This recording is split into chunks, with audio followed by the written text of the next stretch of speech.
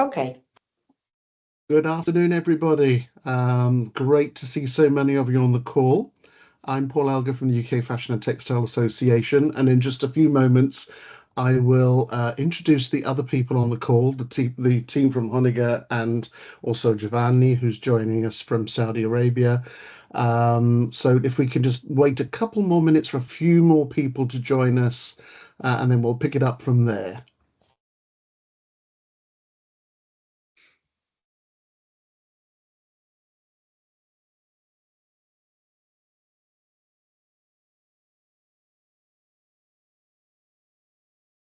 Microfono nostro è aperto, giusto? Sì. Dire cose che non dico.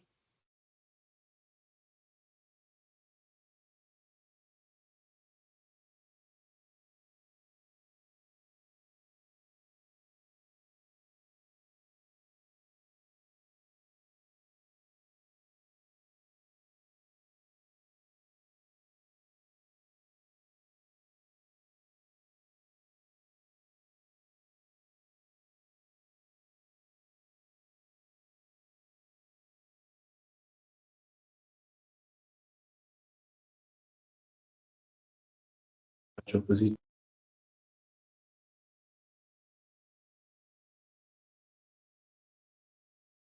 Do you think we're ready to go, Simona? So I believe we can start, Paul. What do you think? Okay. Perfect. Let's make a slow start. So good afternoon, everybody, and welcome to this presentation, this webinar on Saudi Fashion B2B Trade Show, 6th to the 8th of October 2025 in Riyadh, which obviously is in the Kingdom of Saudi Arabia. I'm Paul Alger, Director of International Business for the UK Fashion and Textile Association, and I'm really delighted that we've been joined this afternoon by Enrico and Simona from Honegger in Milan, and another colleague whose name I don't have, but give us a quick shout out. Maybe later. And then on the line from Saudi Arabia, if I've understood correctly, Giovanni Franciosi, who works for Honegger, pulling together the exhibition itself. So you'll be hearing from everybody. A couple of very brief words from me before we start. As all of you, I'm looking at the people on the call, all of you know me quite well. UKFT tends not to get involved in brand new startup exhibitions, but this one is slightly different. This one is being put together with the full knowledge, support and collaboration of a number of UKFT's sister organisations in Italy, Spain, France and other countries. And so this is an exhibition that hasn't just been put together for a commercial reason, but it is a coming together of the European federations to say that we believe that there is a market in Saudi Arabia and the greater Middle East, that there isn't an exhibition that any of us has been able to approach, to use to reach buyers. And so I think this is interesting. So I'm particularly grateful that we're being given this opportunity today to find out more about the show. You're going to hear presentations from the Honegger team and also Giovanni down the line. And then afterwards, there'll be plenty of time for questions and answers. I, as usual, probably interfere a little bit if there are questions that I think are left unanswered, then I'll ask the questions a little bit towards the end. But in the meantime, we're recording this so that those people that said they would like information but couldn't make the time slot obviously will be able to find out more. And obviously, again, if you'd like to watch this back, then please do. So I'm going to stop talking now, which is unusual for me, and I'm going to hand over to Enrico and Simona and the team to take it from here and tell us about the show. Thank you. Thank you, Paul. Thank you, Paul. Thank you so much for this interesting introduction. I'm sorry in advance for my English because it's terrible, but I will try to do my best to let you understand the highlights about our project. Here we are with the Honegger team, represented by me. I'm in charge for the marketing and communication activities. Simona is our general manager, and Giovanni is our colleague that work in our joint company partner in Saudi Arabia, Riyadh Exhibition Company, that join us for organizing this a huge and new project that is a Saudi Lifestyle Week event. And the young guy that you're seeing here close to us is Christian, is our IT manager. So he's will help us with probably, Yes. but of Christian is our guardian angel because we are IT. quite boomer and we are not so confident with this kind of new terrible tools, but we thanks these tools because we can reach you, and we would like to thank you, of course, for joining us in this conversation. Just two sentences about Honegger, just to give you the background behind this project. Honegger is in the exhibition industry since 1970. We are an international group. And we started to work in fashion since the beginning. So we, let me say, accompany the Italian first and then all the other international European company abroad, overseas, catching all the new opportunity in the market to find the way to establish new hub for the B2B trade show for fashion, accessories, and textile. So why Saudi Arabia? Because, of course, since 2016, the mega huge project Vision 2030 started to totally change, let me say, the perspective of the Saudi kingdom. And of course, has the aim to let become the kingdom one of the powerful country in the world. I think that the timeline of this huge mega project has been respected until now. Giovanni will confirm that because it is based on Saudi country since 3 years. And of course, at the moment, the kingdom would like to, let me say, change the base of their economy, switching from the traditional business of oil and gas, including also all the other business and services that can, let me say, evolve in a very speed way the country to be aligned to the other G7 powerful country in the world. Of course, exhibitions are a crucial part of this process. That's the reason why all the most important trade show organizer in the world in the last year moved to Riyadh. Riyadh will be the hub for all the Middle East for the new trade show in the Gulf area and all the Middle East area. Let me say, Dubai pass the tongue will pass the tongue to Riyadh for this field. And that's the reason why we started 1 year ago to establish the first relation with the first important trade show organizer, that is the Riyadh Exhibition Company, on the market since I think 40 years. It was the first company in the kingdom involved to organize trade show. Is owned as the major stakeholder by a member of royal family, and this is, let me say, very useful in order to approach a new project in the kingdom, because of course we are supported by all the institution and all the key ministry involved in order to, let me say, grow up and achieve the awareness of this project, not only in Saudi Arabia, but also in all the country of the Gulf. So this is very, very interesting. I would like to share with you some charts that we have prepared.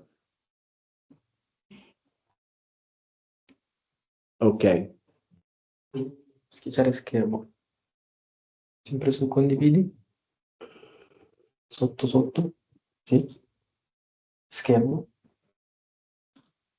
Ok. Torna su Acrobat. Okay, I think that we can start with the presentation. So this is just the first chart that underline the point that I already anticipate to you, but just stress some key points. Why Saudi Arabia is different from all the other country from the Arabic region. We are talking about the hugest country in the region, so it's let me say the size is quite compared by 1/3 of the European continent, and the population is composed by 36 million of resident people. The most part of resident people are Saudi.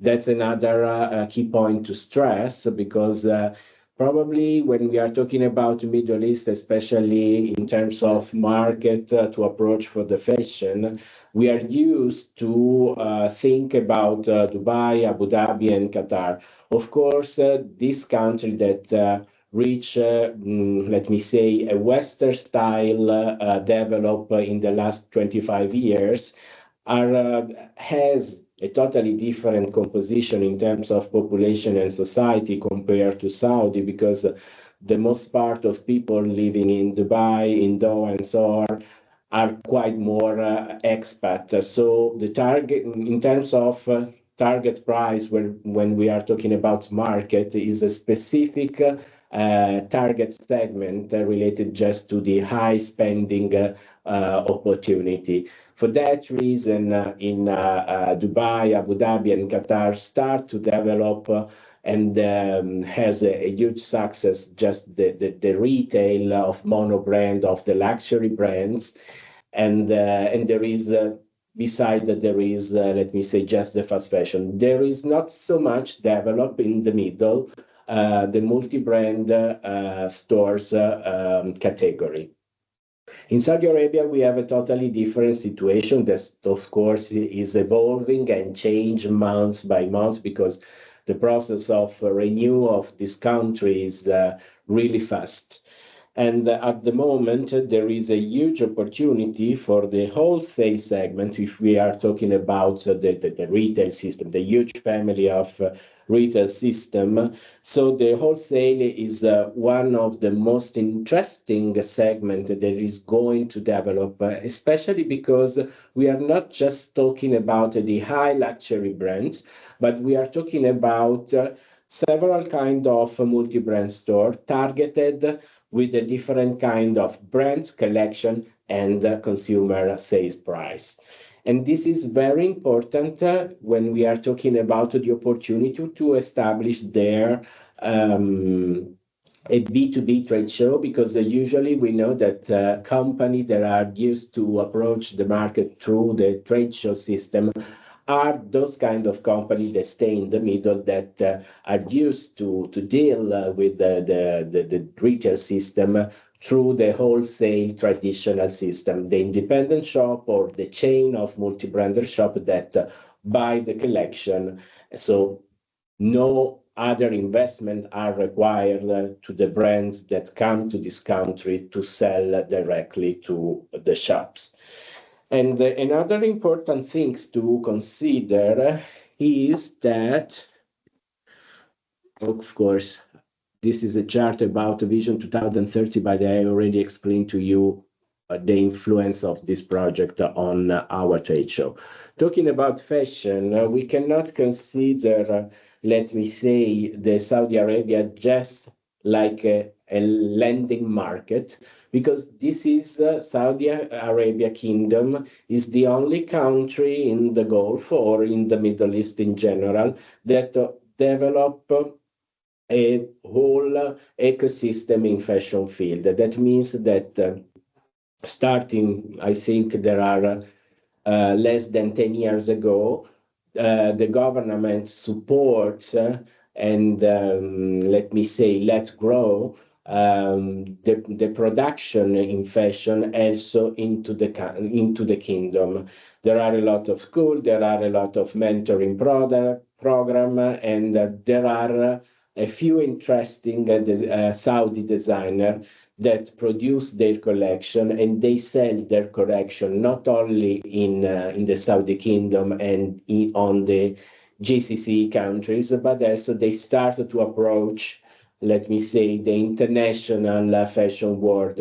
There was an example I saw this summer at the ground floor of La Samaritaine in Paris. There was a special area dedicated to 10 new Saudi designers. This is an important thing to consider because, of course, the opportunity for the international fashion player are multiple because, as I mentioned to you before, not just consider Saudi like a lending market to sell the finished products, but also a very new, interesting platform where we can, let me say, interact from several points of view for what concerns the relation with the international fashion community.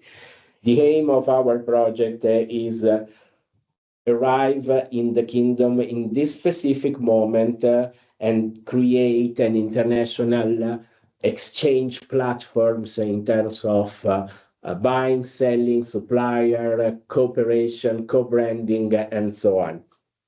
Just to give you an idea about the size of the market, we are talking about a market that will reach within the end of 2025 $60 billion. And about the composition, if you can just have an highlights about the segmentation of this market, the 50% of the market is composed by leather goods, including accessories and shoes, followed by female apparel, then textile, male apparel, kits, and accessories and sportswear. There is a huge develop in terms of the distribution system. We are talking about 962,000 square meters of developed shopping mall within the end of 2024. The main city in which all this distribution system is going to develop really fast are mainly Riyadh, Jeddah, and of course Mecca and Medina. So I would like to just give you an idea. We deep dive on the retail pictures that is always in progress. In fact, after this short presentation, our colleague Giovanni give you also some more updated highlights, because this picture was made in October when we organized the institutional trip involved all the European Federation, just to let them understand how is going on the market distribution system in Saudi, just to give to them the right tools to explain to the company which is the right niche to cover in the market and which are the opportunity for the European company in apparel, textile, and accessories and shoes. So we have some example of multi-brand shop that we considered. Just to give you the idea about the multi-layer society, so we have several kind of selection of brands, and then selection of collection, and then sales price. And we give you also some example of shopping mall. I just talked this morning with Giovanni, and Giovanni said to me, yes, there are few more interesting that maybe more in the last months. So Giovanni will add some key case history about the shopping mall. But as the shopping mall, you know, in a country like Saudi Arabia, the shopping mall could be compared to the high street that we have in our old countries. That are segmented by selection of brands, selection of prices and collection and so on. So each shopping mall corresponds, let me say, to a specific target group in terms of consumer. But just I go fast just to give you the example. Of course, Harvey and Nichols, you will know better than me. There are a lot of brands, of course, coming from abroad, distributed there. Here, there are some example of average price for the macro category in terms of product. I think that we can, of course, also give to you the presentation sent to you via email, so you can go in, let me say, in details, checking the brand list on all the website and go, let me say, in details about each kind of shops. Always may on the top of the list of in terms of pricing, in terms of brands, there is beside Harvey Nichols there is also Westry. And then in the middle high segment, there is the local player. That is Rubaiyat. They have several doors in the main cities of the kingdom. Then another local player well known in Europe is Al Gharawi. They are used to includes in their shop several brands, especially for what concerns shoes and accessories coming from Spain, from Italy, from France. This is a nice example because recalling the topic that I mentioned to you before, that the country invests also in local producer, local brands, and local designer. We created, he is the first example with the many doors in the kingdom that collect garment, shoes, and accessories and jewels also made only by Saudi designer. So this is a quite interesting example because beside the traditional garment that are already diffused in the kingdom, local people appreciate more and more, let me say, the Western style of garments. We have also to consider that the 70% of the population in Saudi is made by people under 30. This is a very crucial information because, of course, the orientation in terms of tasks, in terms of style, in terms of expectation about from this kind of target is more and more, let me say, oriented to the Western style to combine, of course, to the local habits. And then go down on our pyramid. We check the other multi-brand store like Marks & Spencer with several doors in the kingdom. And then there is Debenhams also. In Debenhams and in Marks & Spencer, of course, during our store check, we check there are a lot of UK brand already distributed on the market and present on the kingdom. This is just some example about the shopping mall because, of course, the shopping mall are a sort of a small city inside the city.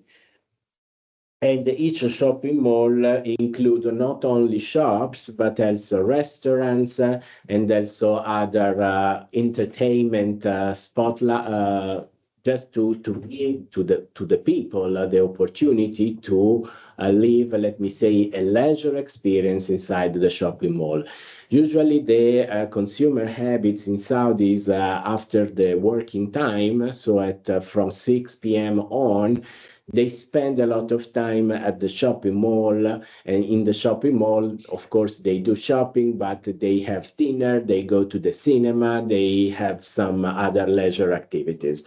So here are some examples, of course, of shopping mall. You can check here one by one which are the brands that are already distributed there. As you can see, there are a lot of brands that invest in mono-brand retail strategy into the shopping mall. And each one has a different kind of targets in terms of end prices. I don't know if before go on with the focus on the textile, Giovanni would like to add some fresh news about the new shopping mall and the new multi-brand store that are running in the last months in the kingdom. Yeah, why not? Why not? Yes, because I mean, I understand it's pretty much hard to update any PowerPoint regarding real estate and retail developments and construction in Riyadh, because there's actually a lot. And yes, just last week has been inaugurated in a soft opening the Solitaire Mall, which is right now the luxury mall. It's in practically a copy and paste of the Dubai Mall. So it has the same Fashion Avenue section. So it's really a high-end luxury mall that, together with the Via Riyadh, which is the other luxury mall next to the diplomatic quarter here in the capital. And those two are actually now the two benchmark regarding luxury mall. Others will come and will follow, because by the end of 2026, the Avenues will come to Riyadh, which is the mall constructed by Al Shaya. Al Shaya is a Kuwaiti real estate, and they are already established in Kuwait City. And the Avenue is promised to be another big, huge, and luxury mall. One more is Jawarat, which is also predicted for 2026 by Senomi Group, that was mentioned by Enrico before, because they already have Al Nakhil, You Walk, they already possess a few malls here in Riyadh.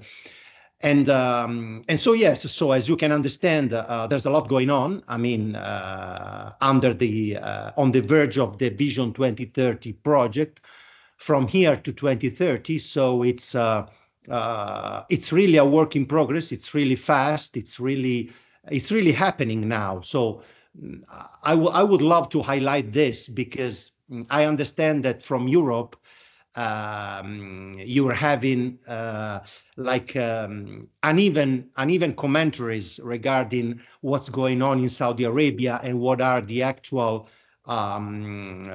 progression of all the giga projects that are happening here in Saudi Arabia. But I can assure that we are now entering in 2025. We are entering the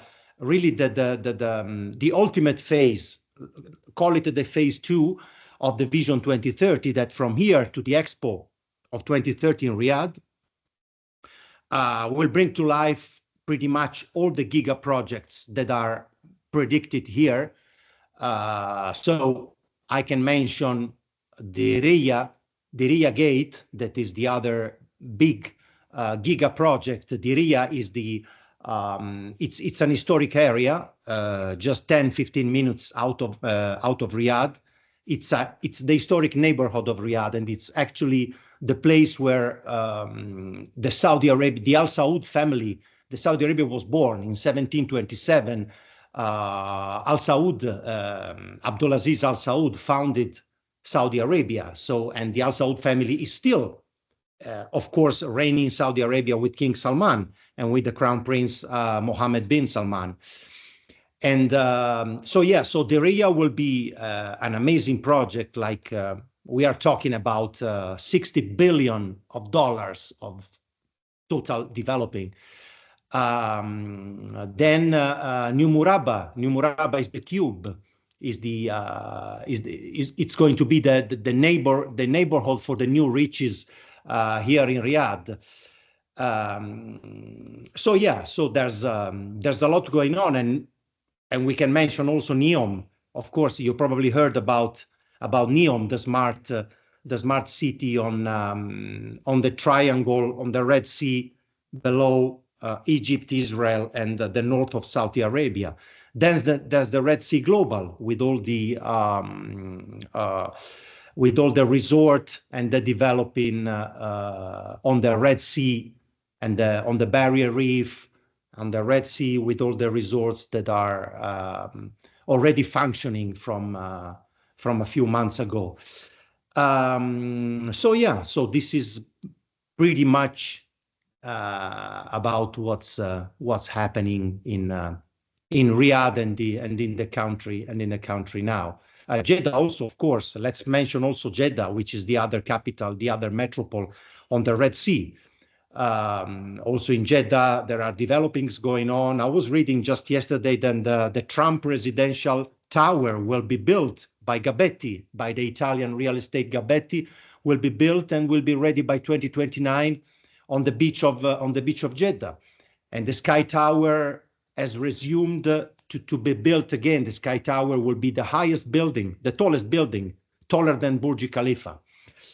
So yes, I mean, it's there is really a lot going on, and this is really the time when Saudi Arabia is implementing all its and the Vision 2030 will really start to show his face from here to 2029 and 2030. So back to you, Enrico. Giovanni.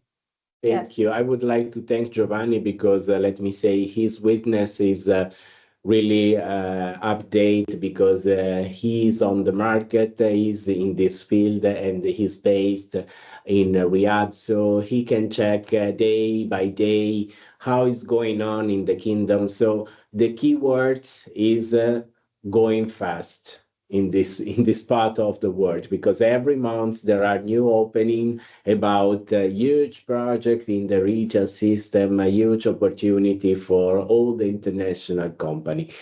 Just talking about Jeddah, it recalls to me, and I come back to the presentation if I'm able to do. Okay, just come back.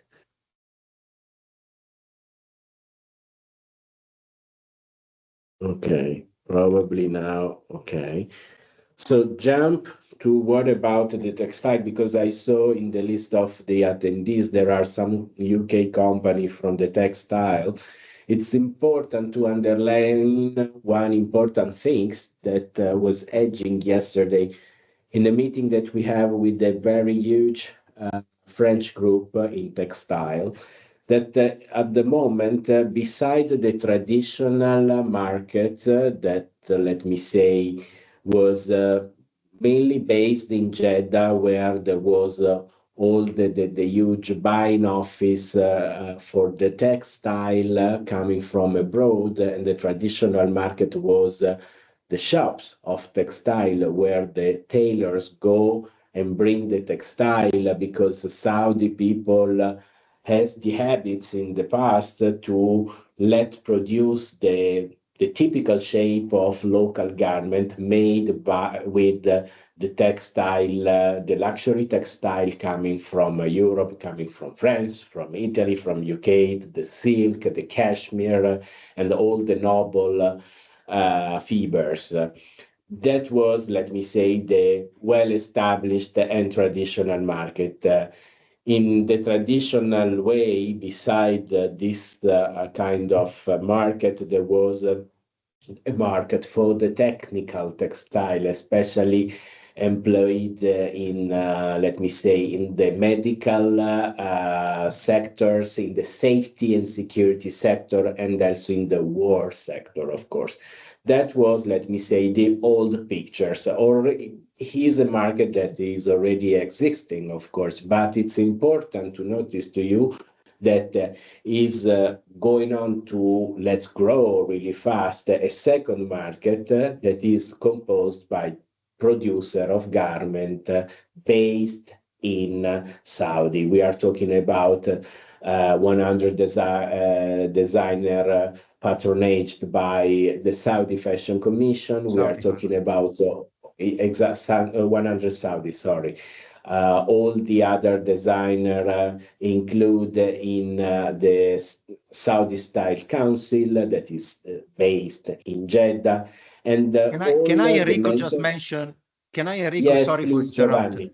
Yeah, can I just mention that it's just yesterday news that the most prominent streetwear brand of the Saudi 100 are like the best Saudi brands and designers selected by the Fashion Commission here in Riyadh.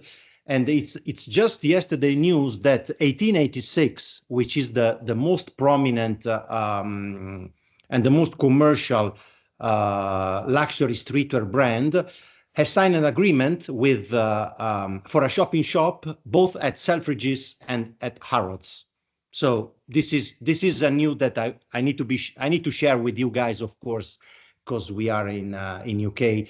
You are in UK, so it's interesting for you to know, and also interesting to know that KML, which is another one of the best contemporary Saudi brands, is in semi-finalist. Is semi-finalist for the LVMH prize, which, as you know, it's going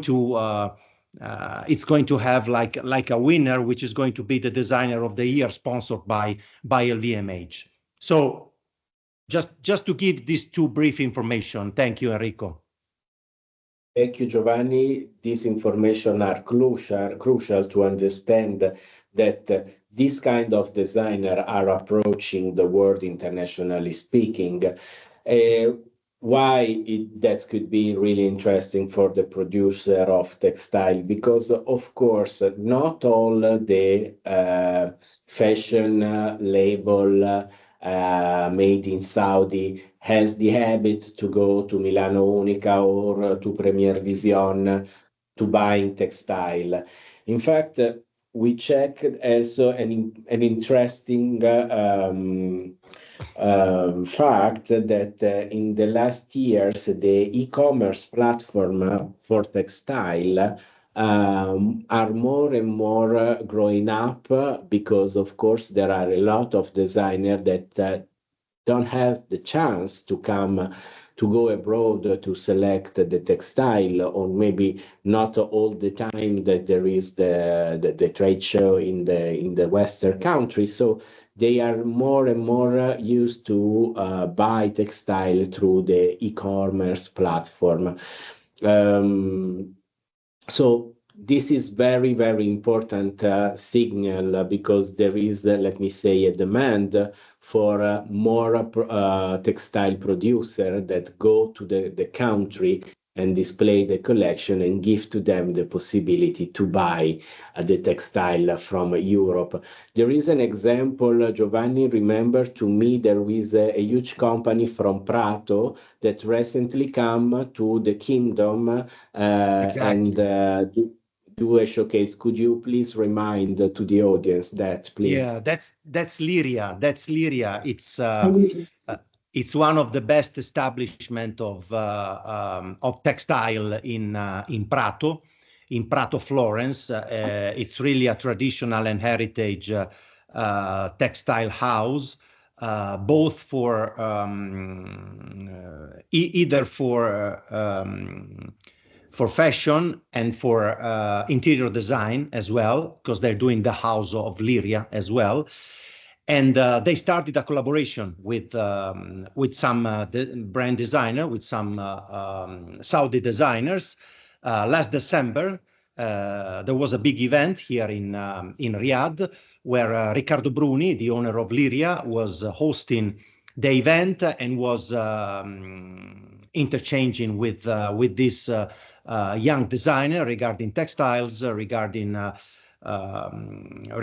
procedures, regarding the products, regarding all the development process, and was pretty much interesting because of course it's like what they need here. You know, they need to be really exposed to an international audience regarding fashion, especially when it comes to production, because of course they have sometimes they have a lack of production because not everyone are very rich. Not everyone are sponsored by wealthy families, and so they need to supply. But at the end of the day, they need to supply in some way. So maybe they go to Turkey, maybe they go to some more low profile. But then it's like they are aware, of course, that the best of the production is in Europe, is in Italy, or Portugal or France or whatever. So it was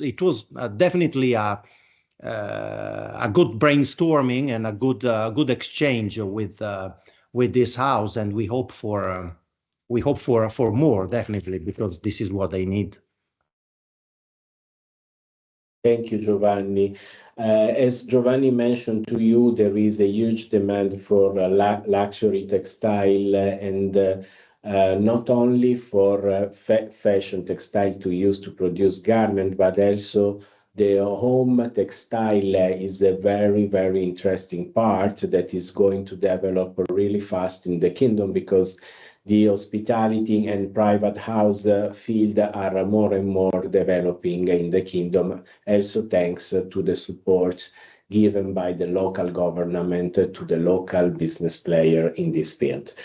For that reason, considering the secondary market that until some years ago, nobody company in textile realized that there was an opportunity, as Giovanni mentioned to you, for what concerned the fashion textile to be used to produce garments. And also considering the fact that hospitality and private house field are more and more demanding, talking with the Italian Association Sistema Moda Italia, that is on top of the organization of the trade show Milano Unica, deeply focused on fashion textile, and Proposte, deeply focused on home textile. We have, I think next month we will have a webinar, one dedicated to the home textile and one dedicated to the fashion textile, because patronaged by Sistema Moda Italia, they would like to have an Italian group exhibition, one dedicated to fashion textile and one dedicated to home textile inside our Saudi Fashion Trade Show at Saudi Lifestyle Week. So this is just to give you a very, very fresh update about how is going on the communication of our project, linked to the news that are happening in the Saudi Kingdom. So this is just to give you a full pictures about which is the situation of the market, really updated behind our project. So I kindly invite you, if you want to give us some question about the market itself, for what concern finishing products and also textile, and then we can go on in the details about the trade show that we would like to promote through your company. Enrico, I think you and Giovanni have covered the market very well from a big brand point of view. But most of the companies on this call are, to pick up something you said earlier on, very much on the wholesale. So where are the multi-brand retailers, for example, that are likely to buy wholesale? I know traditionally my last trip to Saudi Arabia, we went to Talia Street in Jeddah, which was where many of them were. But where are they now? We know that some of them travel to Paris and to Milan Fashion Weeks, and we certainly see a lot of them there. But the ones that are not perhaps traveling, I suppose, this may be a question to Giovanni. The research that you did when you went out with the European federations last year, are you able just to tell us your findings around those multi-brand independents and smaller groups that would buy from Italian, French, German, and hopefully British brands? Yes. So yeah, there are independents, multi-brand boutique here in Riyadh and also in Jeddah, mostly in Riyadh, but some also in Jeddah. I have a list of the boutique, and this can be shared, and we can engage, in details regarding all the brands and all the categories that they cover. But there are definitely some here in Riyadh, like I can mention Personnage, I can mention Urban Lot, I can mention Moise. I don't know if those sounds familiar to you, Paul, or to someone, but those are boutiques that sometimes they have a hybrid approach. That means that they carry local designers along to international designers, which is pretty much an interesting formula, because it's a way to engage with the young crowd here and with the Generation Z here. Because let me make you understand that also young ladies here are still wearing abayas. So because they do that, not because they are, it's not mandatory any longer. Of course, any traditional wearing for ladies, but they do it because they believe in what they're doing. So anyway, they wearing abaya, so they need to buy local designers. But of course, then they also open to buy international designers. So you can see them at the restaurants or in the clubs here in Riyadh. They can see them like you see them in London or in the streets of London or New York or Milan or Paris. So again, most of these multi-brand stores, even I'm thinking also about Boutique 7 in Jeddah, which is also another very nice multi-brand.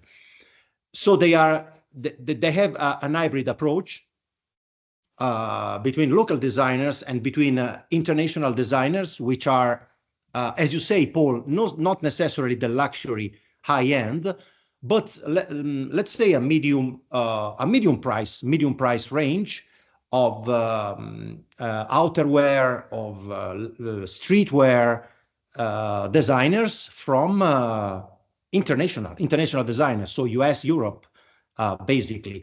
And I know them also because I collaborate with them as a fashion consultant. So sometimes I was a buyer for them in Milan and Paris, or they're going to buy in Milan and Paris.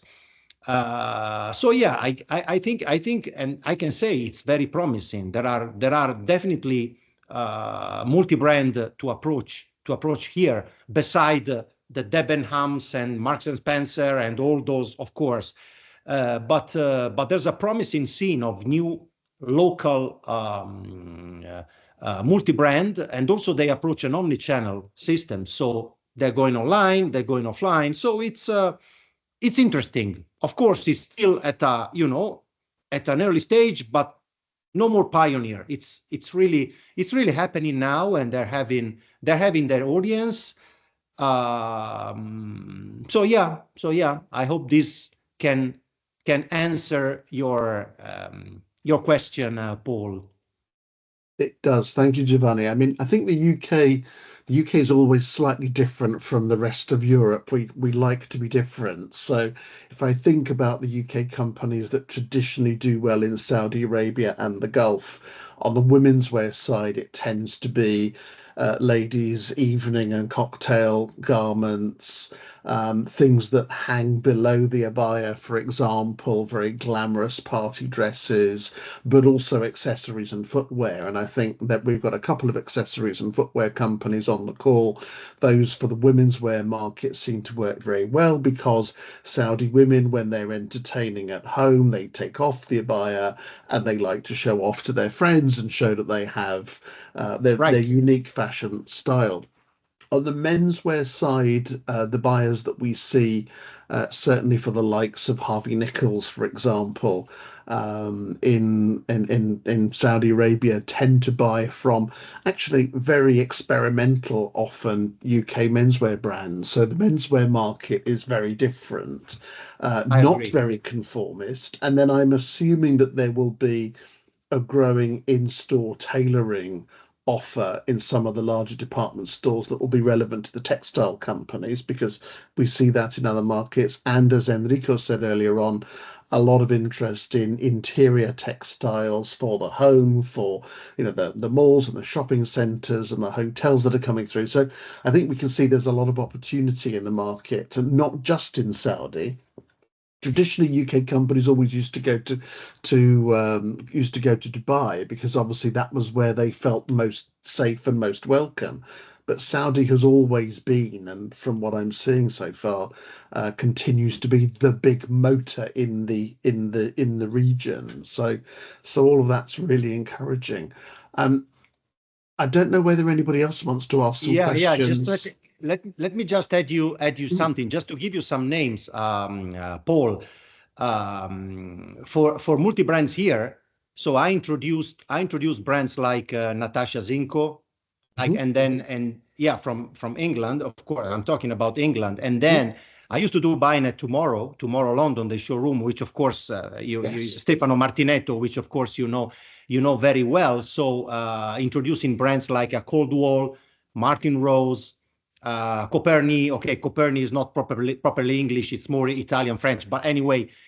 So yes, I'm in line of on what you're saying, that this could be an avenue to continue. Yeah, definitely. That's great. Do we have any questions from our audience? Are they being very shy? They're not normally very shy.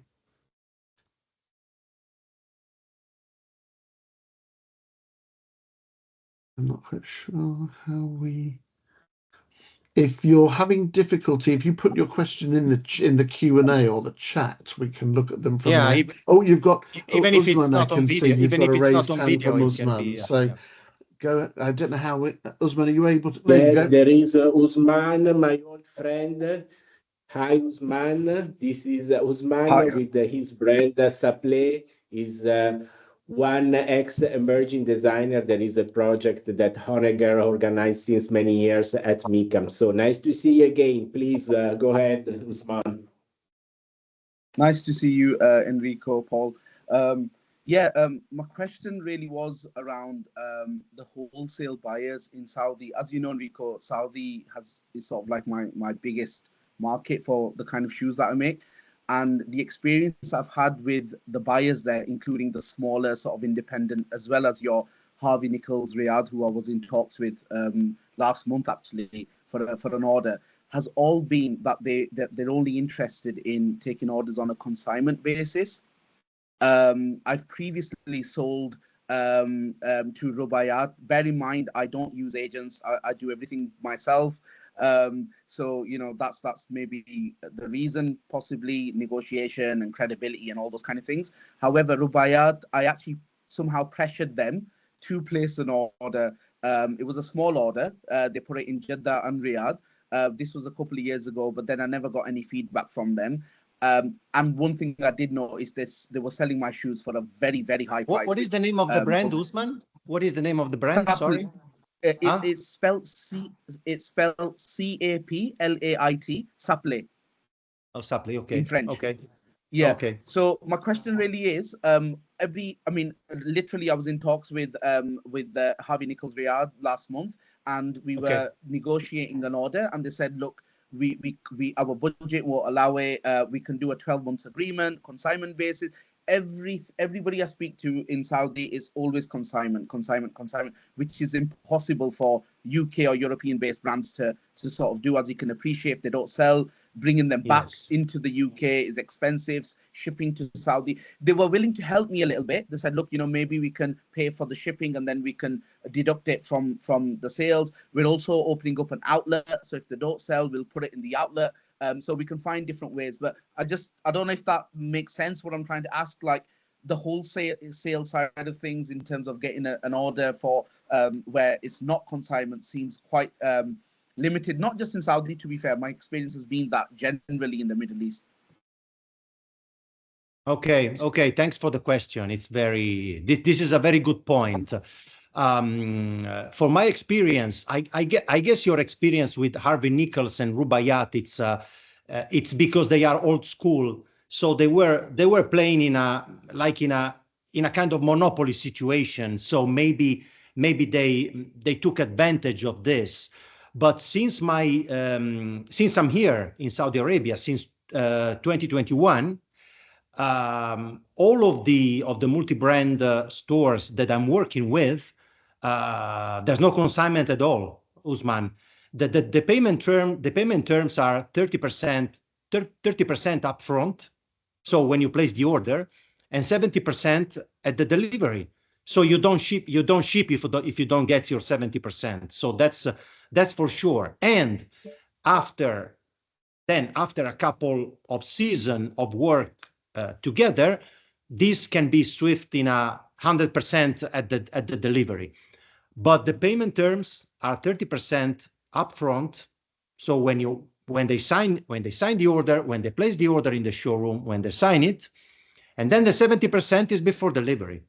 So this is maybe your experience, or maybe Harvey Nichols, I can understand, because they maybe still think that they are in an ivory tower here, but the landscape is changing. I mean, the scenario is changing. So I would not be worried of this. I can assure you it's totally different now. I think certainly from what we see from outside Saudi Arabia is that so many department stores are very risk averse and they want consignment. So if you were talking to Saks Fifth Avenue in the States, the chances are they would be making the same request. And that's why I think our focus from the exhibition is more, I mean, yes, obviously we'd like to think that the big department stores are going to come and visit, but their payment terms are always going to be difficult. Whereas the smaller independent retailers that are owner drivers can make their own decisions, I think will be more interesting for most of our companies for exactly the reason that you've raised, Usman. Yeah, there were some companies, Enrico listed, We Create, Personage you mentioned, a few others. Most of them were all very interested. I met them personally, some of them as well, when I went to visit the year before last. And recently over Instagram, I've been communicating with them. I've had Teams meetings with them. Every single one of them were interested, and they were happy to go ahead only on a consignment contract. It's the smaller ones we need to be targeting, isn't it? Yes, I know, Usman. I well know your products, of course, because we selected you for the emerging designer. So I think that the style of your product could be, let me say, that to have more and more chance to be buy in this part of the world, because saplé is the French, let me say, pronunciation about the typical name that distinguish the typical Pakistan sandal. So it is made with a special kind of textile and accessorize. He has a very contemporary and Western style, but the shape is the traditional Pakistan one. I think that, of course, if you approach the market through an international B2B trade show, locally based, you will have more and more chance to check all the doors where you can enter with your product, of course. So we mentioned before that some, let me say, the most famous brands in terms of wholesales based in Riyadh. But as Giovanni mentioned to you before, there are a lot of small independent shops that are growing up more and more in Riyadh, especially, but in the kingdom in general. So I think that your style could be in this moment really appreciated by all these kind of shops that are looking for some brands and some products of research, not just the global brand that are already distributed in all the door of the shopping mall in Riyadh. I don't know if Giovanni thinks something more about this or if it is in line with my No, that's quite correct. That's quite accurate. That's quite accurate, Enrico. Thank Okay. you. So there is another Yeah, question. Tom has a question. He texted a question in, I don't know if you can read it. So the one from Yeah, Tom? Yep. Yes. I'm going to, yeah. Yeah, I think definitely. So there's a question regarding Paul. There's a question here regarding textile for United Kingdom. So they are inquiring, about the efficiency of what can be to create, like a supply chain, and like and like to make come their product here. And so yes, I mean, I can say there's a distribution chain. So we have distributions here. We have distributions entities that can. We have a list. We have a list of them that we can provide. So there is a chance to create and this is actually what the B2B is for. I mean, it's to create this kind of bond, this kind of link between you guys, textile in UK and here in Saudi Arabia, in order to strike deals and in order to make happen a continuative business between them. So I think yes, he's asking if it's worth it, and of course it's worth it. It's worth it. So we can make it happen. The B2B trade show. It's this is what it's for actually. So yeah. And I think, Tom, from my side, looking at your question, Tom is a director of a UK weaving mill looking to grow his business. I think the other side, and this is something that I hadn't taken on board until we started this call, we are all learning this together, is that because the Saudi government has invested a large amount of money in the ecosystem, and we know that a lot of Saudi students will come to various UK fashion colleges, for example, and then go back to the kingdom to create their businesses.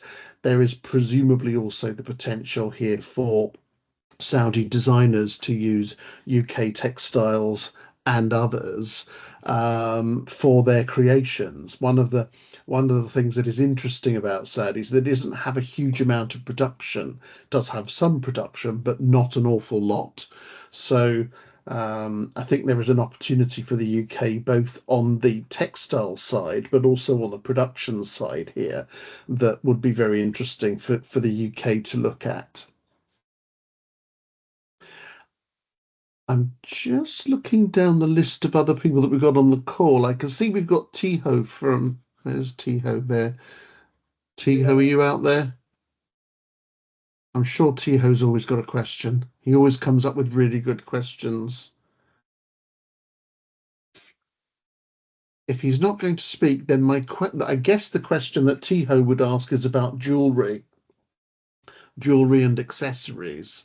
So what was the research? What was the general perception of the market for accessories and jewelry? And how will the exhibition target buyers with those products?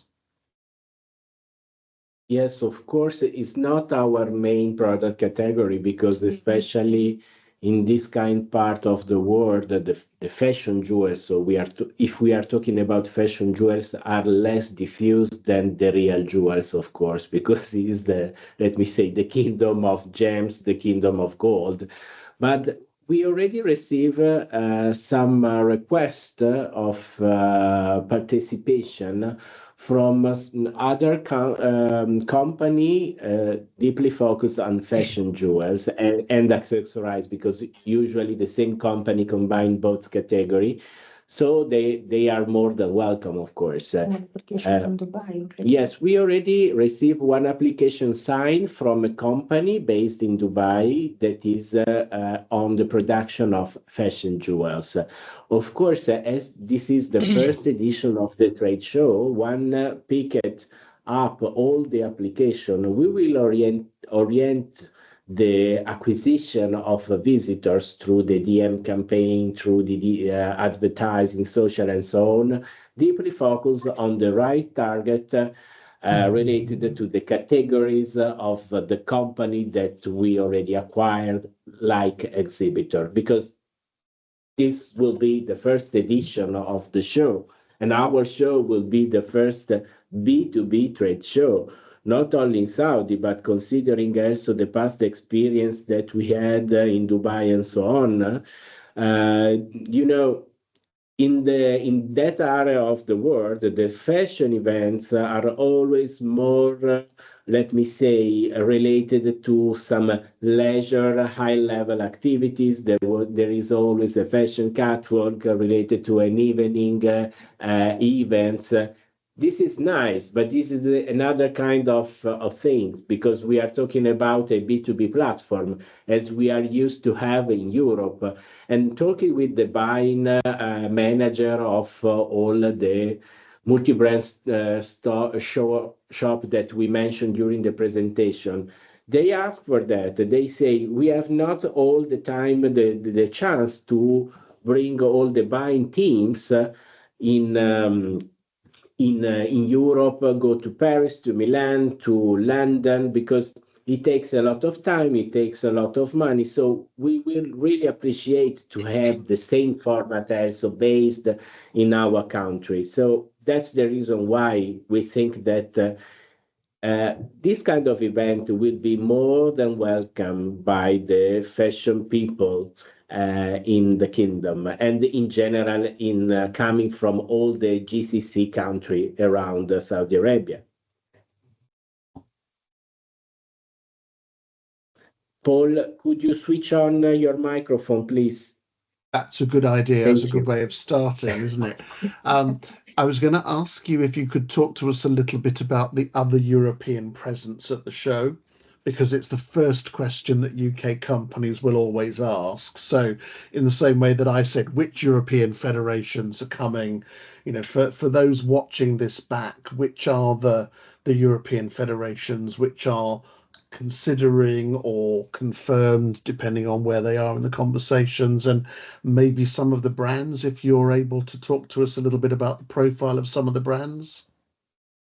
Yes, I can mention to you, that the sales process is all in progress, of course. So we have not the full list, of course, at this moment, but Also because the deadline, that's not expired yet. So we know in general the number, but we don't have the brand right now.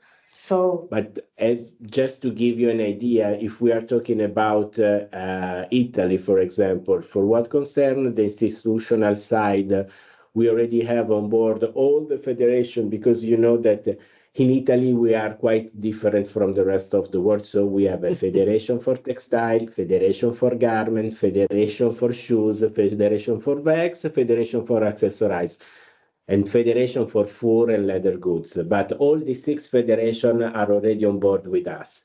And at the moment, I think that we are talking about around 20 companies that have already signed the application from Italy, among the category that I mentioned to you. After that, the second country in the top list of my favorite country, considering the application that we already pick up, there is Spain. Spain, yeah. there are some company from shoe sector, some company from accessories and garment.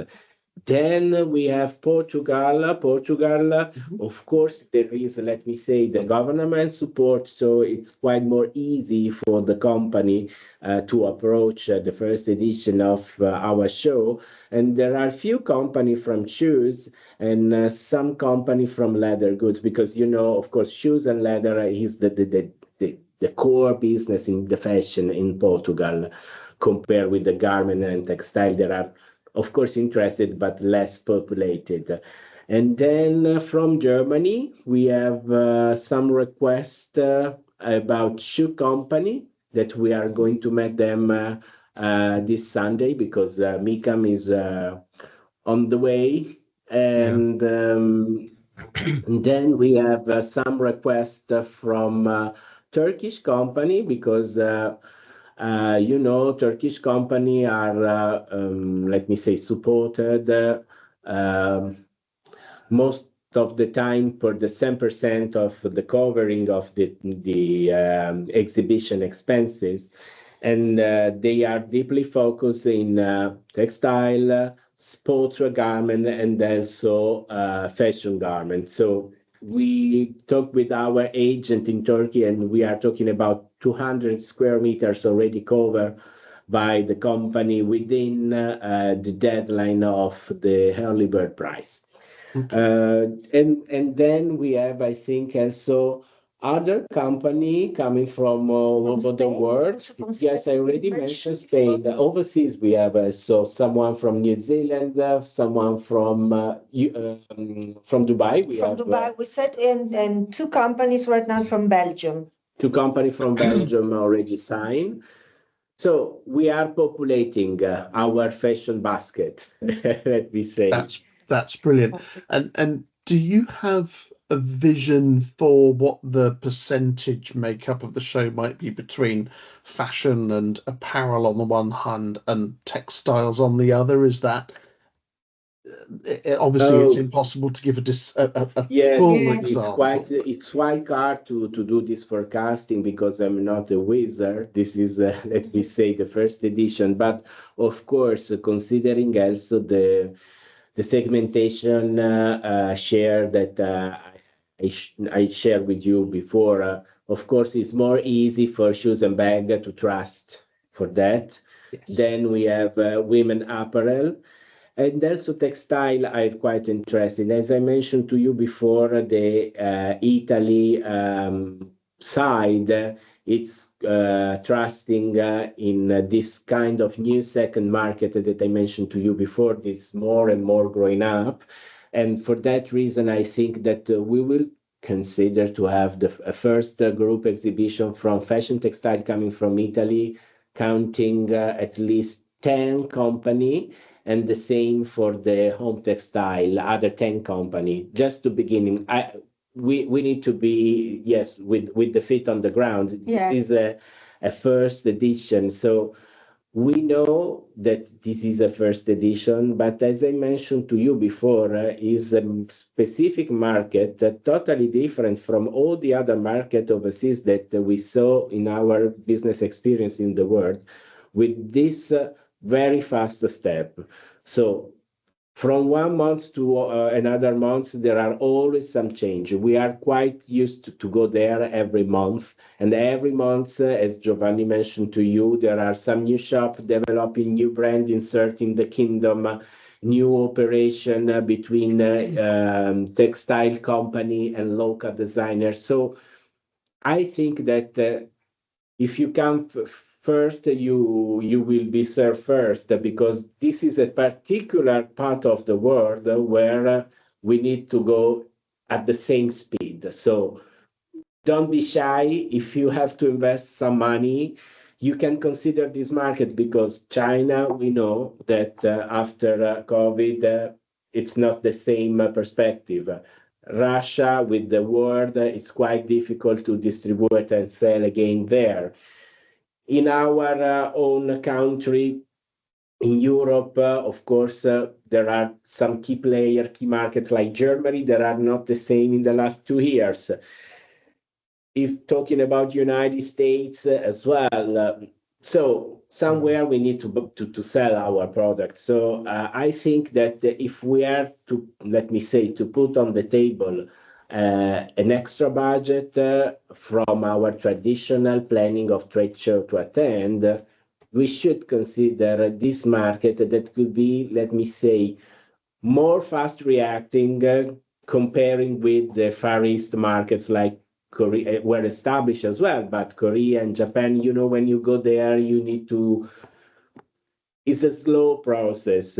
In this, for my personal experience, when we have the meeting with all the key person in the fashion system in Riyadh, we perceive that there is, let me say, a fast understanding. They would like to go fast, to go to the market, to check the KPI of all business idea the week after the meeting. So there is, let me say, a very, very demanding and urgent will to invest and realize several things in this field. Perfect. Can I just mention, Enrico, just one more thing regarding this, Yes, this please. topic? Because in the last McKinsey webinar stated that there will be a slight growth in the retail, in the fashion retail, starting from now and from now to 27, and the growth will involve US, I mean, of course, as a pillar, but as a new emerging markets, they mentioned specifically India and Middle East. So Middle East has to be considered like a hub, strategical hub in geopolitical matters, as we all aware of, but also, yes, it's the growth. It will be implemented basically here and India regarding the new emerging markets. So it's just a mention regarding this. Thank you. That's a really good point. In the time that we've got left, Enrico and Giovanni, do you want to talk us through a little bit how, I think we can probably cover the how much is it, what does a package look like, almost separately if you wanted to, but I suppose how will you, I suppose the interesting thing for the company is going to be how are you going to target the local buyers, which not just Saudi Arabia, which other markets will you be proactively targeting as part of the visitor focus? I think this is partly picking up on Sanira's question when she was asking about what could we realistically get out of it in new business leads. So who would you ideally expect to be coming to the show and where would they be coming from? It's another difficult question, I know, for a first exhibition. Yes, I saw from the answer in the frame that we have in the chat that someone asked the same things you told now, and of course, talking about Saudi potential visitor, the potential visitor is composed mainly by three categories: buyer coming from the wholesale, distributors as well, and also investors. Because of course the ownership of the retail system is always owned by some huge player that invest in several, let me say, in several steps, in several layers. So I think that there are more and more opportunity, not only for just buy the collection to the wholesale, but also for the brands that could be interesting to enter the market, because we are talking about brand and not just product and collection, that could be interested to find a partner that would like to invest to open their own door into the shopping mall, into the kingdom. That could be very, very interesting. From all over the Middle East. From all over the Middle East. This kind of, let me say, fascia is the one that could be also invited from Qatar, from Dubai, and from Abu Dhabi. Because in Saudi, of course, we have also the opportunity to find also wholesale buyer and distributors. If we are talking about wholesale in Dubai, probably there is only leather shoes, and all the other player become to the last category that I mentioned to you, the huge group that has several investment in retail. But I don't know if Giovanni can add some more details about how it will be composed, let me say, the parts related to the prospect visitor that will be invited to visit the show and meet the company that will be exhibit there. No, absolutely, absolutely, I agree, and this is the way we are prospecting. This is the way we are prospecting, and so there's the opportunity is really great because they're really hungry. They're really hungry for newness. They're open to partnership because now the partnership are open. I mean, until just a couple of years ago, I mean, until the pandemic, there was none, you know. So now they're really open to partnership, and I have to say the added value is the language. I mean, there's no language barrier because the English is English. Talking English, it's easy, and so it's really easy to engage and to mingle. So yeah, there's a big opening regarding collaboration, regarding partnership, regarding joint venture, regarding any kind of new things that can come to the Saudi market to fill the void that need to be filled, and from the other hand, you know, to be in a new market and to explore, to test, to taste the new market, which is that is so promising. And of course, from a UK point of view, that's all the more interesting because the UK is, at least according to our expectation, is going to be doing a trade agreement with the GCC either this year or next year. And that seems to be moving on very nicely. So the relationship between the UK and the Middle East is very good. And Giovanni, you said it earlier on, and it's very important. A lot of UK companies are already selling into India. There are lots of similarities in the approach to the markets between India and the Middle East. Absolutely. And we're beginning to see Indian players also looking at the Middle Eastern market as well. So it will be, Paul, because the hub will be here, as you can understand, as everybody can understand. I mean, from here to Europe or from here to India, we're talking about 4 or 5 hours flight. So it's so strategical to be here for India as well, and let's not forget Southeast Asia as well.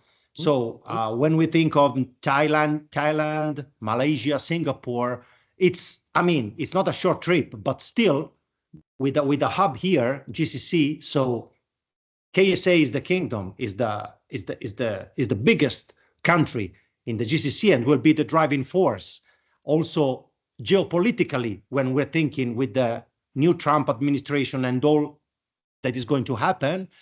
And so yes, this is the way to think, you know, because the hub is here, Europe is there, India is there, so everything is near.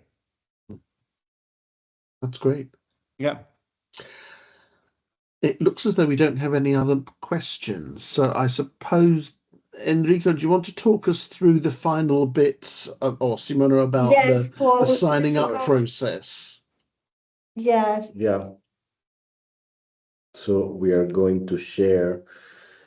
So of course, Saudi Fashion, that is the trade show that we are sharing with you, is included under one huge top that will be Saudi Lifestyle Week. Saudi Lifestyle Week will include at the same venue 3 interesting trade show. One focused on fashion, one focused on sportswear, and one focused on design. Because of course, in this kind of country, there are a lot of, let me say, crossover opportunity related to these 3 sectors.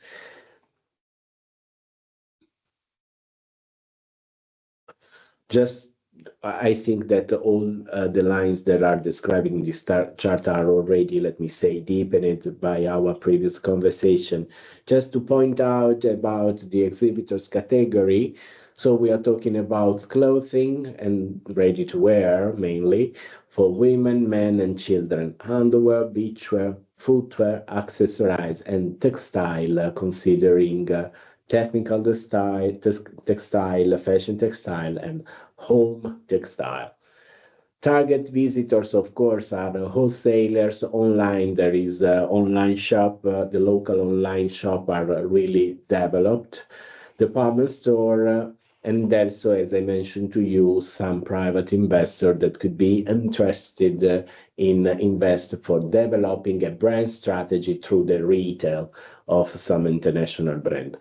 The content of our exhibition will be not just, let me say, the collection display at the booths, but of course, as it will be the first edition of the first B2B trade show in the fashion and in the lifestyle in general in the kingdom, the collection display at the booths will be, let me say, surrounded by other content like the masterclass that we will organize for, let me say, the main topic of cultural exchange that is behind the Western international fashion system and the local fashion system, with all the details that I mentioned to you before.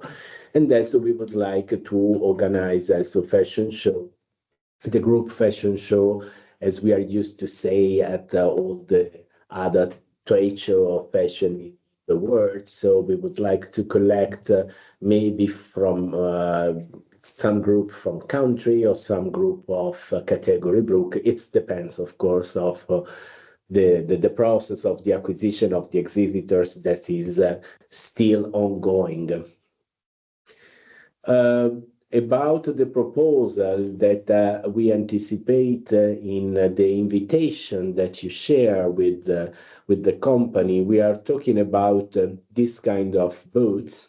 So we sell to the company the opportunity to come there and have an already package that include raw space, all the functional needs provided by our shell scheme, and also services of communication related to the trade show. So here is the layout of our trade show. The size that you check on this layout is a block of a unit. Each unit has 12 square meters, but of course, this is just to give you an idea. We can consider also as a minimum size 9 square meters. So from 9 square meter on, and each unit will have the display depending on the request of the exhibitor. If we are talking about a garment, there will be a sort of hanger bars on the side of the wall of the booths. And talking about shoes and accessories, the wall will be equipped with shelves. They will have also one table with chairs and one storage per each company. And this is, let me say, the functional needs that all the trade show in fashion are used to have. So this is a full package. Talking about prices, there is an early bird price that we anticipate to you. The deadline is within 10 of March, and the early bird price for this kind of solution corresponds to 535 euro per square meters. This is the early bird price that become regular price after the 11 March, and it will be 572 euro per square meter. This is the premium solution that is has a different price, but we agree with you to propose the standard one. So just to give you the idea of the general plan, how the three trade show can live together. So of course the fashion part will be the, let me say, the most populated in our forecasting, there will be in the corner the textile area that will be the bridge between fashion and design. So there will be the design area, and next to the design area behind the fashion will be the sportswear. This is just, let me say, an idea, because of course, just when we will pick up all the application, will be able more and more to. Yes, but this is also to answer, Paul, to your question before. So how we plan to divide and how much spaces and the percentage of different, the three different sectors. Yeah. The venue is the most, let me say, used and important trade show venue in Riyadh city center, because at the moment there is another trade show, another venue, but it's far from the city center. Recheck is connected with the underground that has been recently opened in Riyadh, and is very, very useful. And it will be fully equipped in terms of all the services and facilities related to the needs of the exhibition organization. They will be inside the convention center. So if we have the, let me say, the idea to plan as a master class, it could be useful to use this venue, because they can break all things. And just to give you, let me say, an additional things for what concerns the local communication, our direct marketing activities towards the prospect visitor will be, let me say, boosted by the integrated communication agency that we have selected on the country, that is the most important player in the communication related to the lifestyle field. And of course, we are going to establish the communication plan that will start, I think, from April on, because of course we need to, let me say, has the first phase of the acquisition in terms of exhibitors complete, just to have the idea of which kind of sector are more populated, which kind of brands we can spend in the communication. And then we will start with a strong communication integrated, so PR, media buying, social media engagement, and all the other related activities to, let me say, create the brand awareness, the brand identity, and then the brand awareness of our event in the not only the Saudi kingdom, but also on all the GCC country, of course.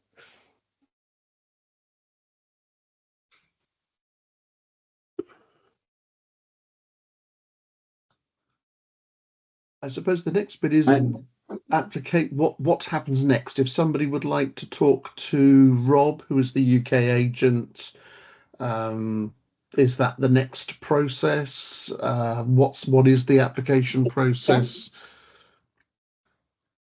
Yes, of course, we have a UK agent, because we have a subsidiary in London, so Honegger Ltd, and Rob Sherwood will be at your disposal, and to send you some more information, to send you the application form, and so on. So we are 100% here for you.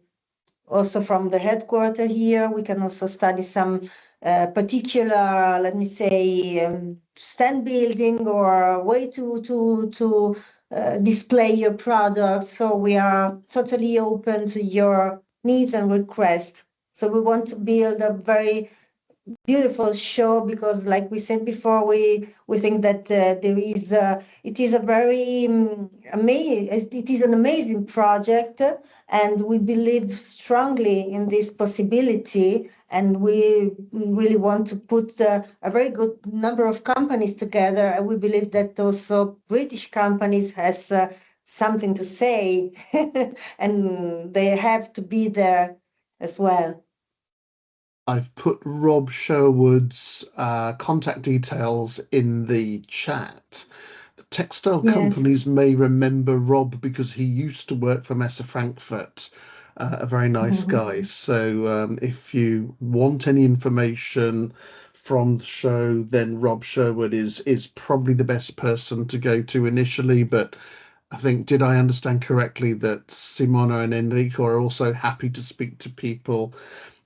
I'm guessing that this is going to be, this is going to move as the group is recruited. So once you get past the deadline for applications, some of the answers will become a lot easier to give, as you'll know how much space you've got. But are you happy to put your emails and contacts in the chat as well, just in case people want to reach out to you directly? Please, you can add it. Yes, thank you. Yeah. Perfect. And I know Rob is on holiday at the moment, but I think he's back next week, isn't he? Yes, from Monday he's back and he's also here with us. So no problem. I can see there is another question from Simon. Oh, good. Yes, access of technical regulation. Yeah, maybe Giovanni, you can be the one who can rightly answer to this question. Okay, what is the question? It's in the chat. Are technical regulations still needed for textile material item, prints, etc.? Yeah. Pretty much, in sense that can be avoided. There are ways to be avoided. I mean, it depends on the threshold of the invoices. There's a way that we can avoid that. I mean, fractioning invoices, you know, there are some ways to do that and to make it smooth. Absolutely. Absolutely. And my colleague, so UKFT members can also call on the services and support of my colleague Ava, who can talk you through the various standards and certifications which are needed for the market. So we're obviously able to help on that side as well.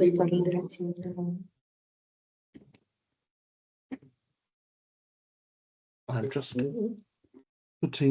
checking the email addresses. Let me just see. Yes, don't worry, Paul. We can type you can on do the it. chat. You'll probably be quicker than I can. Email address. You'll be quicker at that as well because I'm a two-finger typist. We've run over on time, so I suppose we ought to let people go. But for the interest of people that might be watching this back later, Rob's email is Sherwood, SHERWWOD @honeggergroup.com. That's HONEGGER group.com. Simona's is Cantoni, CAN for North, TON for North. I just had the email from Simona, from myself and Enrico in the chat. That's great. So I don't know. And then Fazola is the same, FAS for sugar, OLA at. I just read it out because not everybody will be able to see the chat if they watch back the video. So, but again, if anybody has any questions and they are not quite sure who to talk to, you're also welcome to talk to me, and I'll put mine in the chat as well. Yes, also Giovanni had his email. Thank you, Giovanni. Yeah, of course. Wonderful. Brilliant. So, if there aren't any is there another question there? Did I see? Yes, probably. Many thanks for interest. No, I think we've covered them all. For UK. Thank you. Thank you. So thank you everybody for joining us today. Thank you, Paul, for your support. You're very welcome. You, Giovanni. Thank you, Paul. Thank you, Paul. Great to meet you and great talking to you. Nice to see you. And we hope to see you in Saudi Arabia. Yes, of course. Waiting for you there. Soon. So have a good day, everybody. Thanks, everyone. Thank have you a good for joining evening. us. Bye-bye. Bye. Bye. Bye.